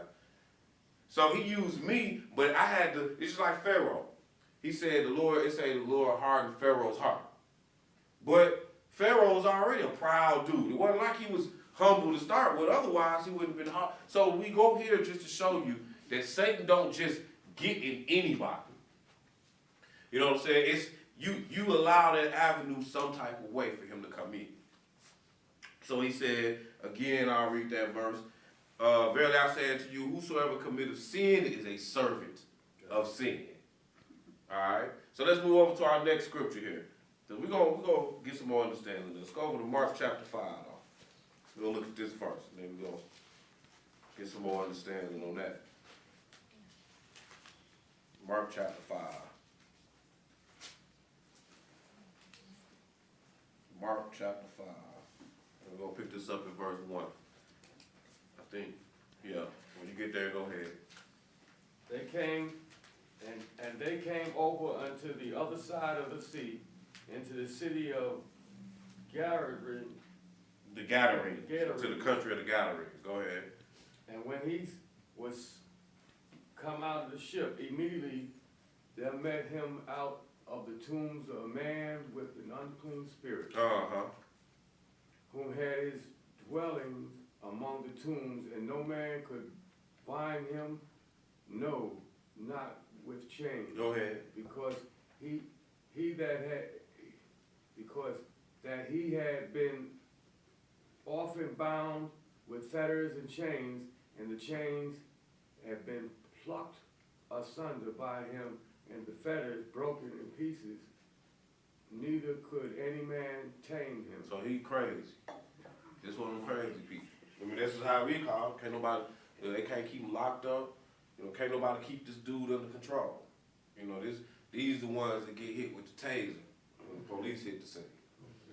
Go ahead, keep reading. And always, night and day, he was in the mountains and in the tombs crying and cutting himself with stones. Right, so this guy here was always out there, he just crying, just cutting on himself, he torturing himself. This is a strong individual. I'm telling you he's a strong individual. We're going to see why as we continue. Go ahead. But when he saw Jesus afar off, he ran and worshipped So him. Jesus coming on the scene, he recognized Jesus, and he like, there go the master though. I see God, I'm not stupid. Go ahead, keep reading. And cried with a loud voice and said, What have I to do with thee, Jesus, thy Son of the Most High God? I adjure thee by God that thou torment me not. Keep reading. For he said unto him, Come out of the man, thou unclean spirit. So Jesus say to the man, get out of here. Now we understand, and we definitely gonna see that these ain't physically in him. But Jesus walked on the scene and he say, come out of them. All right, keep reading. And he said unto him, What is thy name? Yeah. And he answered saying, My name is Legion. See, he talking to the man, and he say to the man, what's your name? And the man answer, Legion. What does Legion mean? Go ahead. For we are many. Right, because it's a whole, what he talking to, this dude is so tormented, these angels that took over his whole thought process. So then when you talking to him now, you ain't even talking to him, you talking to these evil angels. And it's like, it's like 2,000 of them, or 6,000 or something, Legion. That's how many it is. That's why we know they're not inside of him. You know what I'm saying? Because how are you going to have 2,000, a legion of angels in you? Remember, we read angels of God encamp around the God. So that means it's thousands of angels that's around him.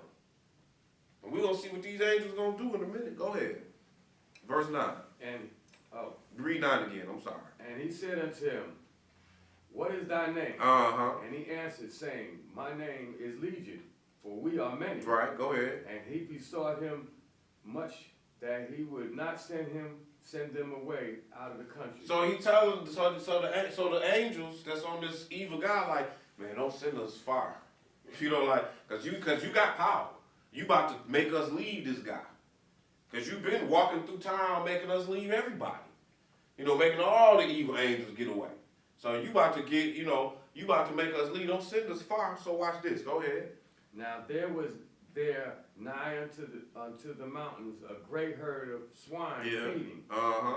And all the devils besought him, saying, Send us into the swine, that we may enter into them. So he said, well, send us, should we give us, because you got to remember the job of these evil spirits is to torment you. This is what they do. That's why when the devil on you, it don't feel, just like all of us been talking about, I don't know if everybody, but I've been sick this week. My son, poor child. He was so bad one night. He was like hot. He woke up in the middle of the night just mumbling and saying, I'm like, man, I was a little scared. You know, I'm like, what the world? You know, I know he was being delusional. You know what I'm saying? But I'm saying it's evil spirits that was messing with him. This is what was, and he wasn't feeling good, and you know, he got the shakes, and you know, he just go, this is evil, this is what they do. Then we just call that a cold. You know what I'm saying? But dude feeling bad, this is what evil angels do. Just like if you would have read all of Job, they start messing with him. He had boars, you know, he had some sickness on him too. The evil angels did that. All right? So they torment you. So these angels say, well, and this is their job. They say, well, you know, send us to these swine. Now watch what happened to these pigs. Go ahead, keep reading. And forthwith Jesus gave them leave, and the unclean spirits went out and entered into the swine. And the herd ran violently down the steep place into the sea. They were about 2,000 and were choked in the sea. So now, let's think of something here. Now, these angels, evil angels, that's what Legion is, a bunch of evil angels. They did what? They asked the Lord to get us out. We're going to leave the man. Let us go. We still got to work. We got to do something. So they start messing with the swine now. Then the pig, y'all ever seen a pig commit suicide? Have you ever even heard of one? Right. Animals are about self-preservation. They don't kill themselves. But these evil angels were so hardcore. You see how they was doing my man? He was just strong. That's why he hadn't killed himself. But as soon as they got on these pigs, man, these pigs wouldn't kill. They couldn't take that torment. See, this is what these evil angels be doing to people. They be tormenting people. You know, you be hearing voices. You know, I don't know if anybody has experienced that. But it's real. I've been in a situation where, you know, somebody was at my house, and they was on the phone, and they was just cursing. So, you know, so when they get off the phone, I call the person who I thought they were talking to. I'm like, man, what'd you do to such and such that you revved them up? Like, come on, you know, he at the house, he done threw my phone and broke the phone. He said, I ain't talking to him. I'm like, you ain't did what? This person was here and this person thought they were talking to somebody they wasn't even talking. And they wasn't even talking to them. It's hell. It's torment. And that's a true story. I just didn't say the names because these people are people in my lives. You know what I'm saying? But I'm like, I see this almost on a daily. That's why I probably see this class with a whole different light, because I see this on such a regular where Satan is just, I watched Satan torment my uncle. He passed. He dead now. That's my grandma's brother. We call him Uncle Earl. And I didn't know at the time until I got older what was going on. Because every time I see Uncle Earl, he asked me the same question. You still down there in Georgia? He lived in Detroit. I knew him growing up. He's like, you still down there in Georgia? He asked me the same thing all the time. And he smoked about 1 billion cigarettes, and he was always had his shakes, and like what you would think of as the crazy person. This was my Uncle Earl. Well, he the person saying, he'd take a walk, be gone for like 6 months. They ended up finding him washed up in front of the mayor's mansion in Detroit, dead. This is where they found my grandma's brother. You know what I'm saying? He was tormented though on the daily, couldn't function normal in society.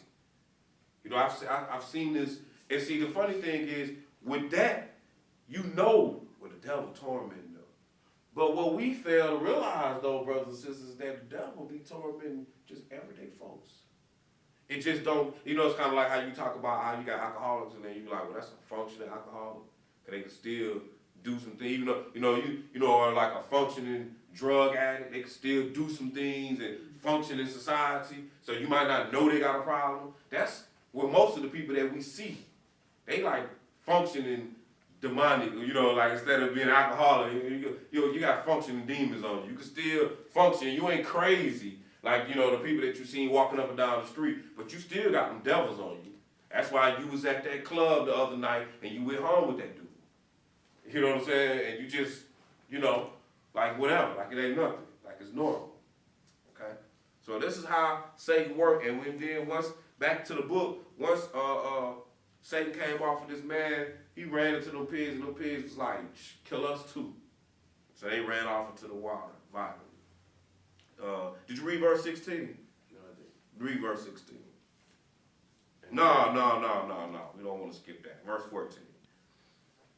And they that fed the swine fled and told it in the city and in the country, and they went out to see what it was that was done. Yeah, go ahead. And they came to Jesus and see him that was possessed with the devil and had the legion sitting and clothed in his right mind, and they were afraid. So the people that saw this saw that my man who had the devil on, he was in his right mind. That's the key word.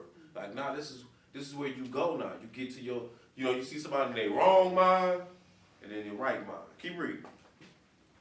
And they that saw it told them how it befall to him that was possessed with the devil, and he also Concerning the swine. Right, so the people that was around, they just told them what happened. They told the story, so they was like, oh, okay. Like, wow. They was amazed by the story. Like, really, this is what happened? So let's go over here to Acts now, chapter 5. Acts chapter 5. Acts chapter 5. But again, I want us to understand, it wasn't nothing, it ain't 2,000, I think that's how many pigs we said it was. It wasn't 2,000. 2,000 evil angels can't fit in you. You know what I'm saying? Like, it don't operate like that. It's just they torment. That's how many that was tormenting him. So when you see some of these people out here and they be crazy, as we say, man, just know if you can see the real world of what's going on, it's a whole bunch of angels, evil ones, tormenting these individuals. This is what's going on. Acts chapter 5, let's pick it up in verse 1. When you get there, go ahead. But a certain man named Ananias with Sapphira, Yep, that's fine. was his wife sold a portion, possession, and kept back part of the price. His wife also being preferably to it, and brought a certain part and laid it at the apostles' feet. Go ahead. But Peter said, Ananias, why have Satan filled thy heart to lie to the Holy Ghost? See, Satan done filled your mind to lie to the Holy Ghost. Like because he in your ear. Cause what happened was Ananias went out, sold something, and got $100 for it, and then he brought back 70 to the church, like, hey, this is what I got for selling the land. And the wife was in on it too. So Satan done got in both of them. But it's in their mind, though. Go ahead, read some more. And to keep back part of the price of the land. Uh-huh. While it remained, was it not thine own? And afterward, it was sold, was it not in thine own power? Why hast thou conceived this thing in thine heart? See, he said, why have you conceived this thing in your brain? This is where all this is taking place at. These evil, like, that's another thing when people be like, well, they got demons in them. Where? Where's the demon at? You know what I'm saying? Like, is it in your arm? Is it in your leg or something? You know what I'm saying? Like, this is your body. Or they all living up here. They little, they about this big or something. Like, you know what I'm saying? Like, that's not how it works, brothers and sisters. They be around you. And and in this case, they got in these folks' mind, got to talking to them, conjure up some great idea. Yeah, you could go, you can get all the glory for selling your land like everybody else doing, and you get to hold a little something. Well, that ain't what ended up happening. What ended up happening is they end up dying ASAP, on the spot for that lie. So let's move over to our next scripture now. 1 Kings chapter 22. 1 Kings 22.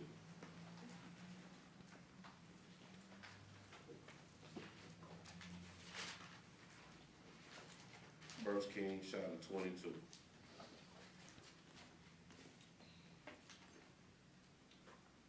We're going to pick this up at verse 19.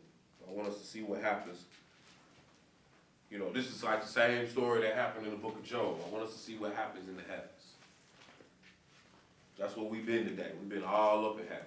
We've been all in the spiritual world today, learning about it. 1 Kings chapter 22, pick it up at verse 19. When you get there, go ahead.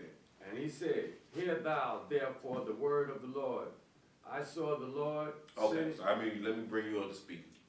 God want Ahab to die. So Ahab and Jehoshaphat, they both kings. One the king of Judah, the other king of Israel. So they come together, and Jehoshaphat say to Ahab, well, we want to go down to Ramoth Gilead, inquire of the Lord. So Ahab go and get like 500 prophets, and he say, all right, are we gonna go down to Ramoth Gilead and prosper? And he like, yeah, we gonna prosper. You know what I'm saying? Like, for all 500 of them, like, yeah, go do it. So then Jehoshaphat like, man, Ahab, dude, you ain't got no real prophets around here. So he's like, well, it's another one. His name Micaiah, and he don't never say nothing good about me. That's why I ain't called him. So he's like, all right, but I'm gonna bring him. So he come before Ahab, and Ahab asks him, and he like, don't do what you gonna do. This all in this chapter. Like, don't do what you gonna do. You can go down to Ramoth Gilead and win. Go ahead. And then Ahab say, no, tell me for real what's gonna happen. And so this is where the story is. He like, well, what's gonna happen? You gonna die. And he said, because this is what he saw. So go ahead and pick it up now. He said, hear thou therefore the word of God. I saw the Lord sitting on his throne. Go ahead. And all the hosts of heaven standing by him on his right hand and on his left. So we got God, just like we had in Job, and the sons of God came before the Lord as well. All right, so this is what's happening. So he said, Micaiah said, hear thou therefore the word of the Lord. I saw the Lord sitting on his throne, and all the hosts of heaven standing by him on his right hand and on his left. Verse 20, go ahead. And the Lord said, who shall persuade Ahab that he may go up and fall at Ramoth Gilead? And one said on this matter, and another said on that matter. So the Lord say, he talking to all these angels. He like, all right, so how we gonna get Ahab to go down to Ramoth Gilead? And one angel was over here like, well, we can do this and we can do that. The angel's sitting there trying to figure out, this is what's going on in the heavens, in the spiritual world concerning men. You know what I'm saying? So they up there trying to figure out like, okay, well, we gonna do this, we gonna do that.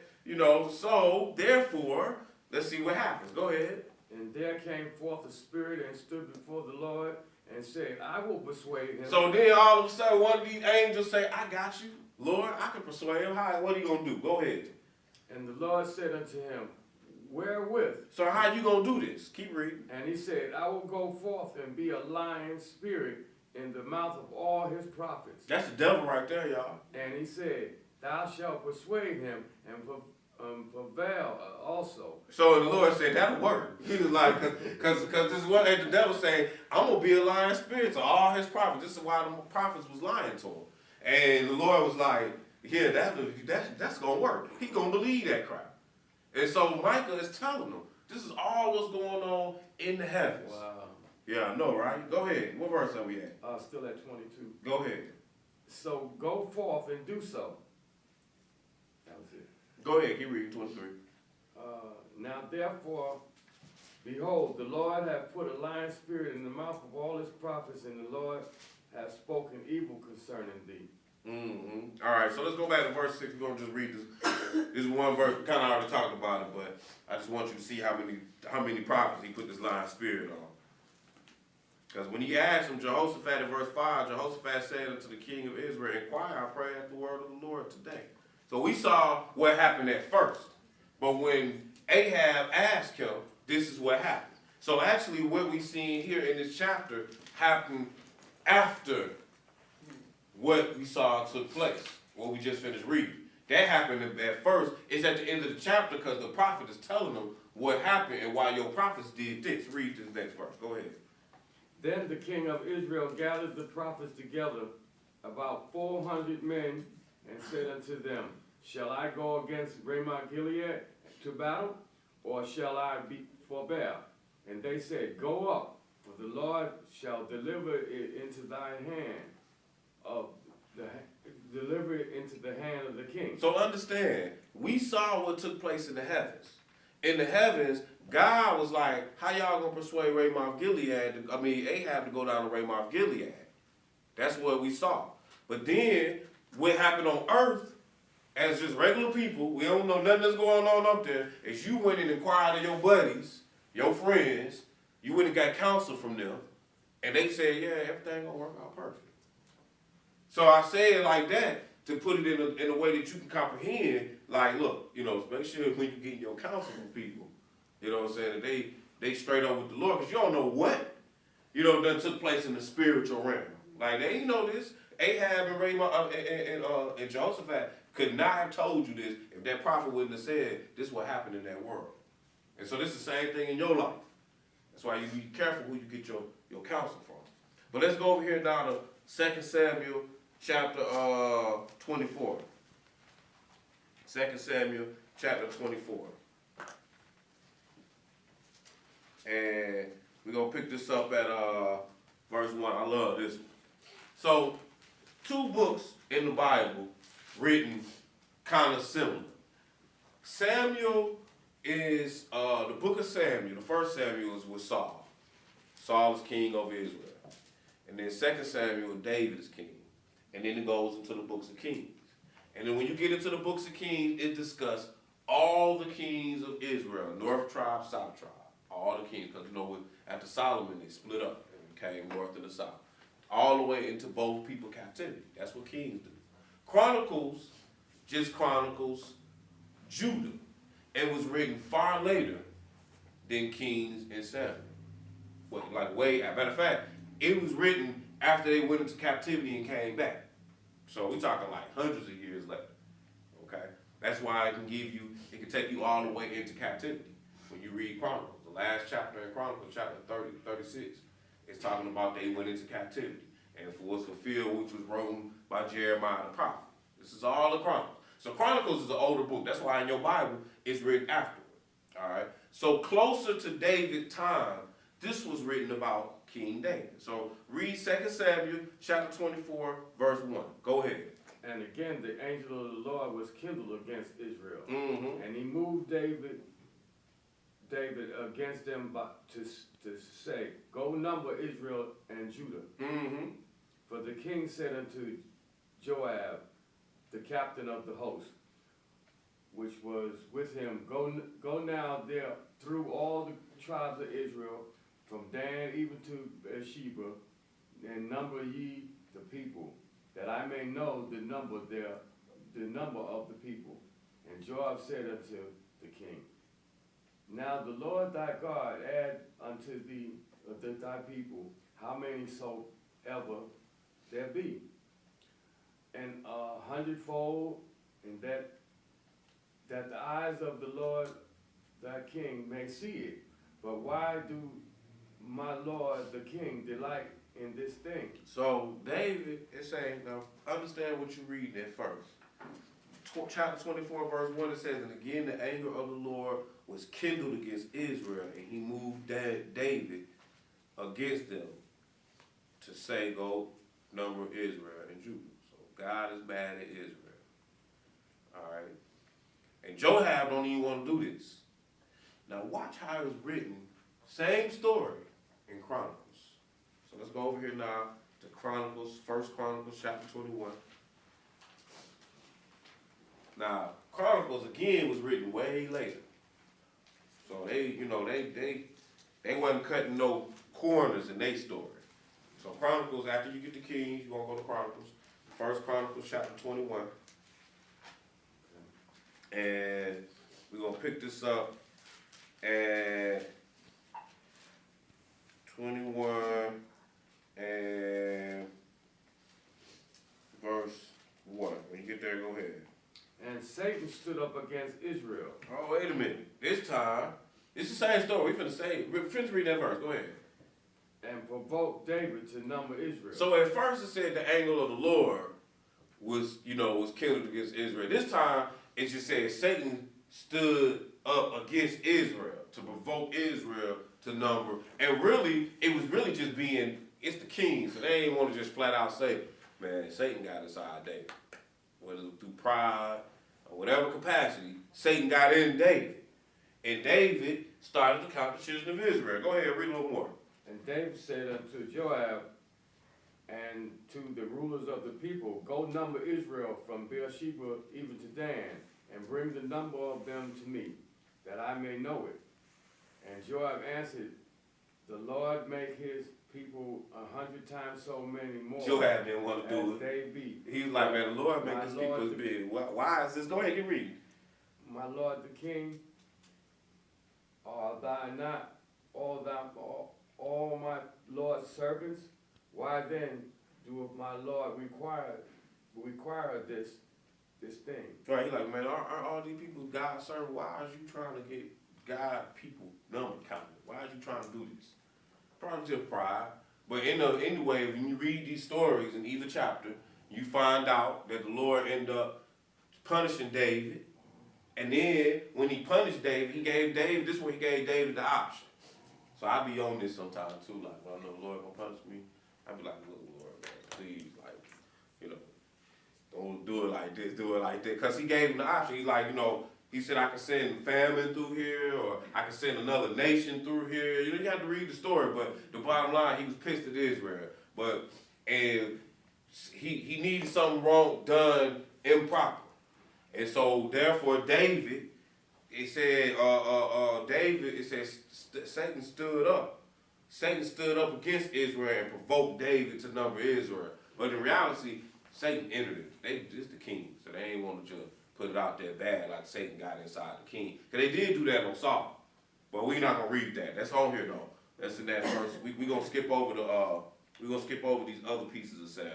And we're just gonna go right into Timothy. Those other pieces of Samuel is just dealing with Saul and how Satan got inside of him. But we getting the moral of the story. Satan don't enter your body. He just deals with your brain. Alright? So we're gonna go down here to 1 Timothy chapter 4 now. 1 Timothy chapter 4. So we're gonna bring this all the way to the United States of America. We're about to leave the Middle East. We're about to leave all, the days of Jesus, and we're about to leave, the Garden of Eden, and all them places we done been, all these, Prince of Persia and Tyrus, all these, names and stuff of people that we ain't never heard of or seen in real life. And we're going to take it to today. 1 Timothy chapter 4, because that's what the world be trying to act like, They're like, yeah, my pastor, he be making it relevant for now. The Bible relevant now. Your pastor just be coming in to talk. He be telling you about his life. That's what this Bible will take you to now. This Bible will take you to way after now. So we're going to read this 1 Timothy chapter 4, we're going to pick this up in verse 1. When you get there, go ahead. Now the Spirit speaketh expressly Uh-huh. that in the latter times some shall depart from the faith, Uh-huh. giving heed to seducing spirits and doctrines of devils. So he say in the latter times, this is what we are now. People going to depart from the faith. So they're not going to be believing what was preached in the Bible.